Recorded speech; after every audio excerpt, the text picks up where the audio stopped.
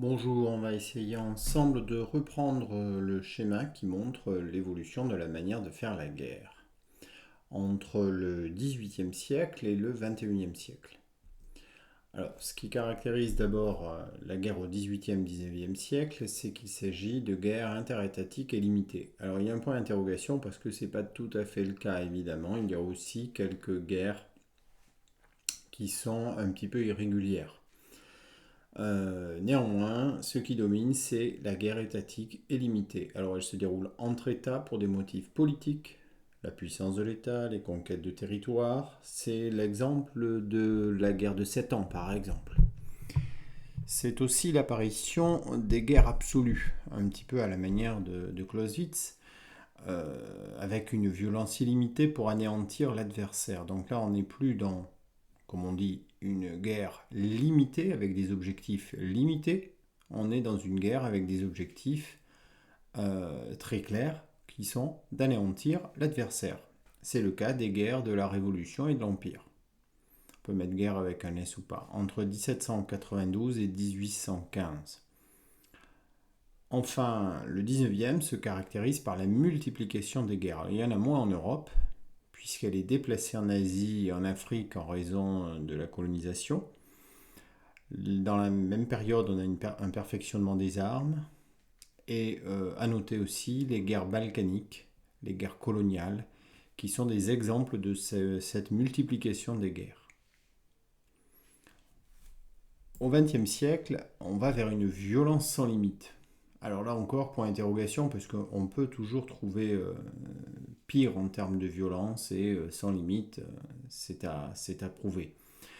La guerre totale, d'abord 1914-1918, pourquoi pas guerre totale? Tout simplement parce qu'il s'agit d'une mobilisation totale de la société, militaire, civile, front, arrière, pour la guerre. Voilà, tout le monde, toute l'activité est mobilisée pour la guerre. Alors l'exemple, c'est bien sûr la Première Guerre mondiale, 1914-1918, dont on dit qu'il s'agit d'une guerre totale.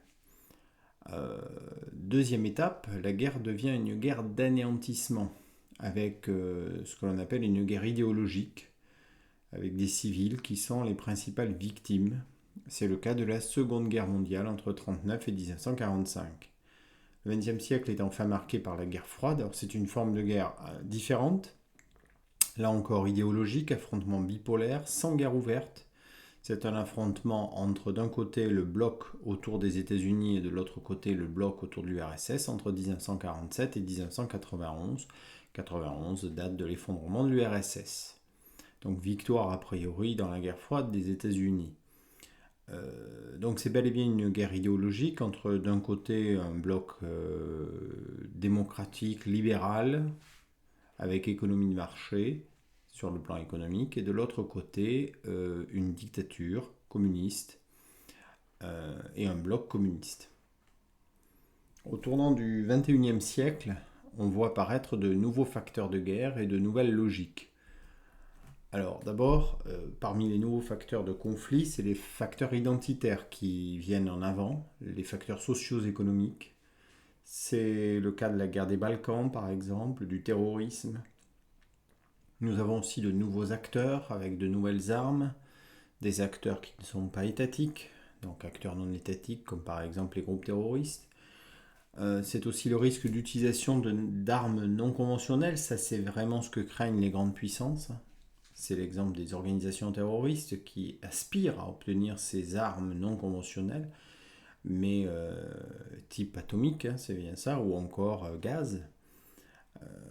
Pour l'instant, ce n'est pas le cas. Enfin, une nouvelle échelle des conflits, avec des conflits intra-étatiques, mais qui intègrent des interventions extérieures. C'est le cas par exemple des guerres en Syrie et en Irak, avec intervention des puissances extérieures. Donc d'un conflit qui est limité sur le plan de l'échelle géographique, on passe à un conflit qui, pour le coup, est d'échelle mondiale, avec l'intervention des grandes puissances.